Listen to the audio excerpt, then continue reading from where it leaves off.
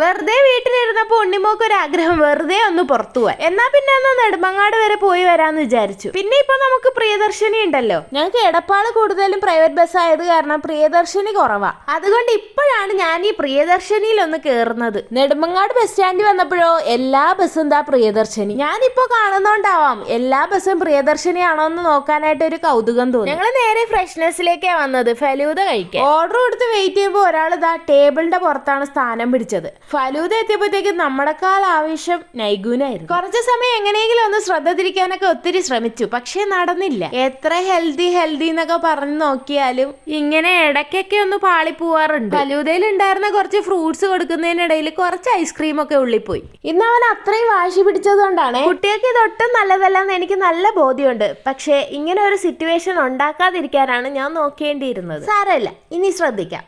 അത് കഴിഞ്ഞ് ഞങ്ങൾ നെടുമങ്ങാട് ഒരു പുതിയ ഷോപ്പ് തുടങ്ങിയിട്ടുണ്ടായിരുന്നു. അങ്ങോട്ടേക്കാണ് വന്നത്. അവിടെ ഞാൻ ഏറ്റവും കൂടുതൽ അട്രാക്ട് ആയത് അവിടുത്തെ ടോയ്സ് സെക്ഷൻ ആയിരുന്നേ. നല്ല അഫോർഡബിൾ പ്രൈസിൽ സോഫ്റ്റ് ടോയ്സ് ഉണ്ടായിരുന്നു. നൈഗുനതായി സ്പെക്സ് വെച്ചപ്പോൾ നല്ല രസം ഉണ്ടായിരുന്നേ.